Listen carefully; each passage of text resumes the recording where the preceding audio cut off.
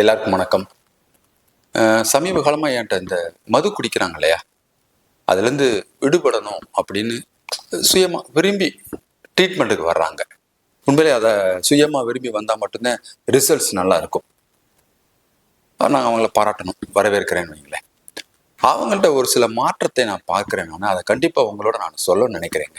S, என்னன்னா முன்னாடிலாம் பார்த்தீங்கன்னா ஒரு 2-3 ஆண்டுகளுக்கு முன்பு கல்யாணம் ஆனவங்கன்னா மனைவி கூட வருவாங்க. கண்டிப்பாக மனைவி கூட வருவாங்க, ட்ரீட்மெண்ட்டுக்கு ஒத்துழைப்பு கொடுப்பாங்க, கூட இருப்பாங்க, கவனிச்சுக்குவாங்க. இதெல்லாம் நிறைய நடந்தது பார்த்தேன். பட் சமீப காலமாக அந்த 2 இயர்ஸ்க்குள்ள பார்த்தீங்கன்னா அம்மாக்கள்னு அதிகமாக வர்றாங்க சில பேருக்கு. இல்லைன்னா அவங்க கூட அக்காமார்கள், இல்லைன்னா அண்ணன் தம்பி, ஏதோ ஒன்று. மெயினாக அம்மாதான், மனைவி வருவதில்லை.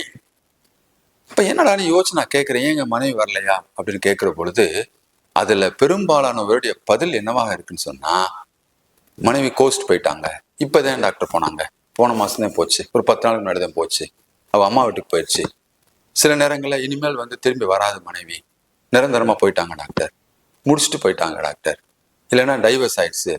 ஸோ ஏதோ ஒன்று மனைவி கூட இல்லை அப்படிங்கிற மாதிரியான ஒரு சூழல் இப்போ சமீப காலத்தில் கொஞ்சம் கொஞ்சமாக அதிகரிச்சுட்டு வருதுங்க. அந்த யதார்த்தத்தை நான் பதிவு செய்ய நினைக்கிறேன். நான் இப்போ ஏன் இப்படி நடக்குன்னு சொல்லிட்டு அந்த சார்ந்த பெண்கள் சார்ந்த குடும்பத்தில் கேட்குற பொழுது காமனாக சொல்றது, அந்த பெண்கள் என்னதான் செய்தது டாக்டர், எவ்வளவோ இப்போ மாறிடுவாருன்னு சொல்லிட்டு எவ்வளவோ பொறுத்து பார்த்தோம், வர வர கூட்டிகிட்டு தான் போத வழியே குறைக்கிற மாதிரியான இல்லை அந்த குடியை. சில நேரங்களில் சமீப காலம் என்ன பண்ணுறாங்கன்னா, குடிச்சிட்டா தன்னுடைய நிதானம் இல்லாமல் இருந்து அவளாட்டு பேசுறது, அசிங்கமாக பேசுறது, சண்டை போடுறது, குடும்பத்துக்குள்ளே பண்ணுறது. இதை பார்க்குற என் குழந்தைகள் என்ன ஆகுதுன்னா, சில நேரங்களில் குழந்தைகள்ட்டும் போய் சண்டை போடுறாங்க. அப்போ நான் கஷ்டப்பட்டேன், என்னோட போதுன்னு பார்த்தா என் பிள்ளைகளும் சிரமப்படுவாங்களோ என்கிற எண்ணம் வருகிற பொழுது மனசு கொஞ்சம் கஷ்டமாக இருக்கும் டாக்டர். இது முதல்ல அவங்க சொல்கிற காரணம். அப்புறம் ஏன் போகிறோம் அப்படிங்கிறதுக்கு, எஸ், இனிமேல் இருக்கிறத விட இனி வரவே மாட்டாரு அப்படிங்கிற ஒரு ஸ்டேஜ் வந்த உடனே என்ன பண்ணிடுறாங்க, பிரிஞ்சு போயிடுறாங்க. நான் அங்கே போய் தனியாக வேலை பார்த்தாலும் சரி, எங்கள் அம்மா அப்பாட்ட போய் சேர்ந்து இருந்தாலும் சரி, இருந்து என் பிள்ளைகளோட எதிர்காலத்தை நான் சேஃப்டியாக பார்க்கணும் அப்படிங்கிறது ஒரு பிரதான கருத்தாக முன்வைக்கிறாங்க நம்முடைய அந்த லேடிஸ். அவங்க என்ன பயப்படுறாங்க அப்படின்னு பார்த்தீங்கன்னா, இவரை பார்த்து ஆம்பளை பிள்ளையா இருந்தால் அதுவும் ஒரு வேளை கற்றுக்குமோ, மது குடிக்கிறதுங்கிறது இயல்பான விஷயம் தான் போல மாதிரி, தான் மனைவியை எதிர்காலத்தில் இப்படி நாமளும் ட்ரீட் பண்ணிக்கலாமா அப்படிங்கிற மாதிரியான ஒரு விஷயத்தையும் அப்பா மூலமாக என் குழந்தை கற்றுக்குமோன்னு ஒரு பயமாக இருந்துச்சு டாக்டர். அப்படி ஒரு சூழல் என் பிள்ளைக்கு வரக்கூடாது அப்படிங்கிறதுக்காகத்தான் கூட்டிகிட்டு போயிட்டோம். அப்புறம் 3rd பாயிண்ட் என்ன சொல்கிறாங்க, அவங்களுக்கு படிப்பு அப்படிங்கிற ஒரு விஷயம் வருகிற பொழுது இந்த சூழல்ல என் குழந்தை படிப்புல கான்சென்ட்ரேட் பண்ணல. தினம் இன்னைக்கு என்ன நடக்குமோ, அப்பா வராரு, குடிச்சிட்டு ஏதாவது பிரச்சனையோ, இதே பதட்டத்தை என் முகத்துல பார்த்தேன், என் குழந்தை முகத்துல பார்த்தேன். எப்படி என் குழந்தை படிக்கும்? அப்புறம் காலம் முழுக்கும் சாதாரணமாவே வாழ்ந்து போகணுமே, என் பிள்ளையோட எதிர்காலம் நல்லா படிக்கணுங்கிறதுக்காக போயிட்டேன் அப்படிங்கிற ஒரு விஷயமாவும் சொல்றாங்க. அடுத்து அஃப்கோர்ஸ் எக்கனாமி, பொருளாதாரங்கிறது ஒரு முக்கியமான விஷயம்ங்க. நான் முதல்ல வேலை பார்த்துட்டு போய் சம்பளத்தை கொடுத்துட்டு குடிக்கிறாங்க. அப்புறம் என்ன பண்ணுறாங்க, சம்பளத்தை கொடுக்காம குடிச்சிட்டு மிச்சத்தை கொண்டாந்து கொடுக்குறாங்க.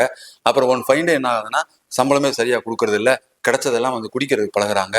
ஒரு ஸ்டேஜில் வீட்டில் இருக்கிற பொருட்களை எடுத்துன்னு போய் விற்று கூட குடிப்போம் அப்படிங்கிற ஒரு அடிக்ஷன் ஸ்டேஜுக்கு வந்துடுறாங்க டாக்டர். அது எங்களுக்கு ரொம்ப பயமா இருக்கு. பொருளாதாரமாக வாழ்றதுக்கே எனக்கு நிறைய சிரமப்படுறோம் அந்த உலகத்தில், ஏன்டா இந்த பூமியில் பிறந்தவங்க மாதிரி இருக்குங்கிற மாதிரியான மன உளைச்சலோட தான் நாங்கள் போறோம்னு அவங்க கருத்தை சொல்றாங்க. அவங்க கருத்தின் அடிப்படையில் அவங்க பாயிண்ட் ஆஃப் வியூல இருந்து பார்த்தாலும் அது சரியா தான் தெரியுது. பாவம் என் அன்பு மக்களே, குடி என்பது ஒரு தற்காலிகமான ஒரு இன்பத்தை, ஒரு போதையை உங்களுக்கு தரலாம். அது ஒன்லி டெம்பரவரி தான். அது போய் மூளைக்குள்ள போய் அதை சும்மா ஒரு என்ஹான்ஸ் பண்ணி விடும். அது உங்களுக்கு ஒரு கிளர்ச்சியை கொடுக்கலாம். ஆனால் அது நிரந்தரமானதல்ல.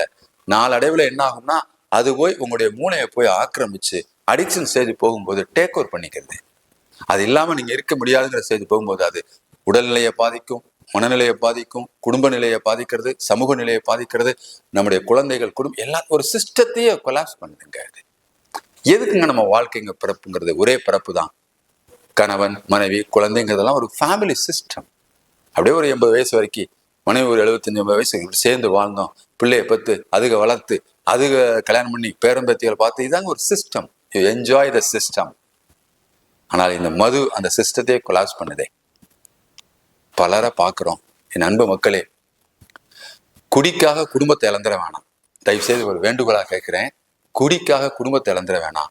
குடும்பத்துக்காக குடியை இழக்கலாங்க. நல்ல நவீன சிகிச்சை முறைகள் இருக்கு, கடைப்பிடிங்க. பக்க விளைவில்லாத சிகிச்சை முறைகள் நிறைய வந்துச்சுங்க. நன்றி, வணக்கம்.